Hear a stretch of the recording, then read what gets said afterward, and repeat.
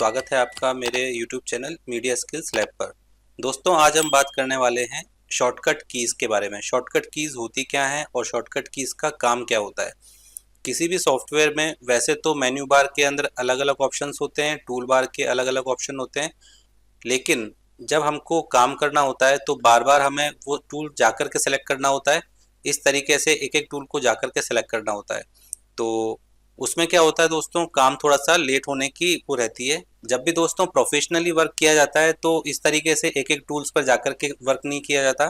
Professionally किसी industry में या किसी क्लाइंट के साथ काम किया जाता है, एक एक टूल पर जाकर के इस तरीके से सेलेक्ट नहीं किया जाता। हमें क्या करना होता है, एक शॉर्टकट की बना लेते हैं, उस शॉर्टकट की के थ्रू हम काम करते हैं। जैसे आपको मैं समझाऊं, मैंने देखिए पिक टूल है, शेप टूल है, शेप टूल का शॉर्टकट देखिए इसके आगे लिखा है F10। कुछ चीज़ें ऐसी होती हैं जिनका शॉर्टकट उनके आगे होता है, आगे लिखा होता है, बाय डिफ़ॉल्ट वो शॉर्टकट लेकर के काम करते हैं। ठीक है। अभी देखिए क्या होता है ना, F10 शेप टूल का शॉर्टकट है, क्रॉप टूल का कुछ और शॉर्टकट होगा, इरेजर का X शॉर्टकट है, X लिखा आता है ना, जूम टूल का हो गया Z हो गया, H हो गया। इस तरीके से काफ़ी चीज़ों के शॉर्टकट यहाँ दिए होते हैं। जैसे टेक्स्ट टूल का देखिए F8 लिखा है यहाँ पे, है ना, तो इसका F8 हो गया। अब क्या होता है, जब हम कोई काम करते हैं तो शॉर्टकट की प्रेस करते हैं और अपना काम आसान बना लेते हैं, ईजी कर लेते हैं। तो इसी के हिसाब से अब मैं आपको चीज़ें कुछ बता देता हूँ। जैसे मैं आज आपको बता दूँ, तो होता क्या है दोस्तों, जब भी हम कोरल या कोई भी सॉफ्टवेयर, कोई भी डिज़ाइन सॉफ्टवेयर हम यूज़ करते हैं तो उसमें हम काम को फास्ट करने के लिए, काम को थोड़ा सा ईजी बनाने के लिए शॉर्टकट्स बना लेते हैं।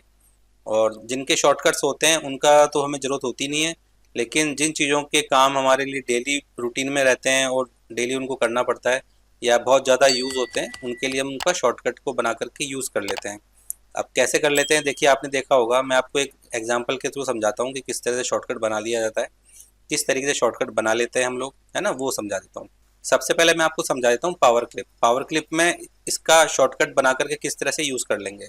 हमने देखिए पावर क्लिप सीखा था, राइट क्लिक करेंगे अपने, देखिए हमने पावर क्लिप सीखा था, उसमें क्या था दोस्तों, हमने अपने ऑब्जेक्ट को सेलेक्ट किया था, ऑब्जेक्ट को सेलेक्ट करके ड्रैग किया था, ड्रैग करके हम अपने रेक्टेंगल की तरफ ले गए।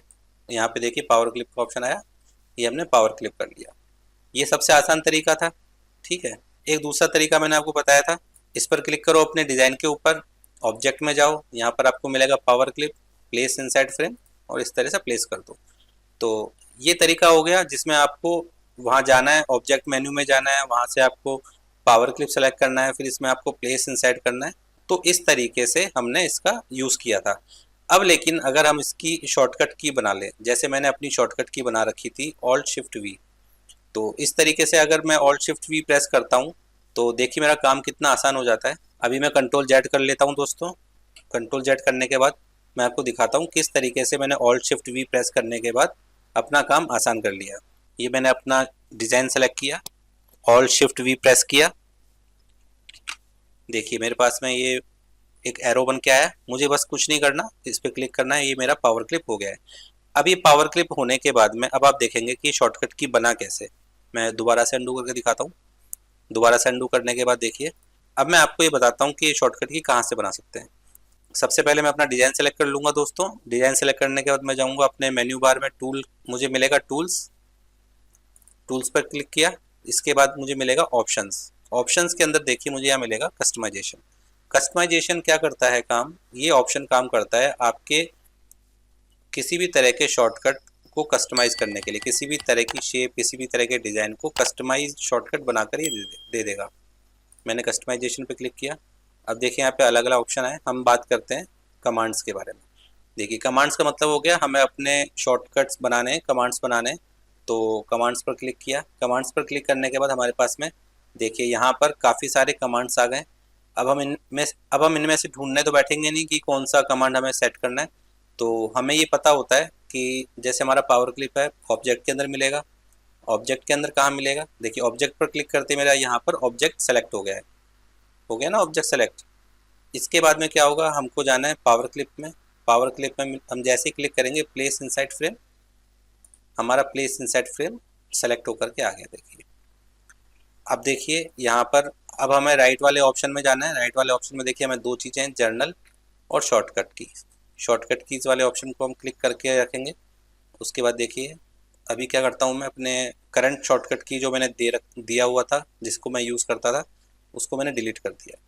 अब मैं अपना कोई शॉर्टकट की बनाना चाहता हूँ। मुझे ऑल्ट शिफ्ट वी पसंद है, तो मैं ऑल्ट शिफ्ट वी दोबारा से इसको रखता हूँ। ऑल्ट शिफ्ट वी आप कीबोर्ड में प्रेस करेंगे, कीबोर्ड में प्रेस करते ही आपका यहाँ पर वो शॉर्टकट की बन जाएगा। अब इसको आपको असाइन करना होगा। असाइन कैसे करते हैं, यहाँ पर लिखा है असाइन। असाइन करते ही वो आपकी शॉर्टकट की कमांड में असाइन हो जाएगा। असाइन होने के बाद में आपको कुछ नहीं करना, ओके करके अब आप अपने डिजाइन शेप को सेलेक्ट करेंगे। सेलेक्ट करने के बाद में ऑल्ट शिफ्ट वी प्रेस करेंगे। ऑल्ट शिफ्ट वी प्रेस करते देखिए मेरे पास एक एरो बन के आ गया पावर क्लिप का, और सिंपली मुझे अपने डिजाइन में क्लिक करना है और ये मेरा पावर क्लिप हो जाएगा। तो दोस्तों इसी तरीके से जब हम इंडस्ट्री में काम करते हैं, प्रोफेशनली वर्क करते हैं, तो अपने काम को, अपने वर्क फ्लो को आसान बना लेते हैं। यही एक तरीका है, इसको शॉर्टकट की कहते हैं, इसको शॉर्टकट की बनाना कहते हैं, है ना। आप इस तरीके से अलग अलग चीज़ों के जिनका रूटीन में आपको काफ़ी ज़्यादा यूज़ होता है, उनका आप एक कमांड तैयार कर लीजिए, कमांड बना लीजिए, और डेली उन्हीं को यूज़ करके आप अपने वर्क फ्लो को फास्ट कर सकते हैं। तो दोस्तों आपको मेरा वीडियो कैसा लगा, आप एक लाइक दे करके मुझे बता सकते हैं। अगर आपको वीडियो अच्छा लगा हो तो सब्सक्राइब भी कर सकते हैं। आगे बने रहने के लिए भी आपके लिए काफ़ी मददगार रहेगा, ठीक है। और छोटी छोटी टिप्स और ट्रिक्स भी आपको समझ में आती रहेंगी। और इसी तरीके से आपका प्यार, आपका मोटिवेशन जो एक लाइक और एक सब्सक्राइब से मुझे मिलता है, वो मेरे लिए काफ़ी अच्छा महसूस करवाता है। तो इसी के साथ दोस्तों अगली टिप्स और ट्रिक्स के साथ में मिलते हैं, एक नए वीडियो के साथ मिलेंगे और कुछ नया सीखेंगे। तो अभी मैं चलता हूँ दोस्तों, मिलते हैं अगले वीडियो में। धन्यवाद।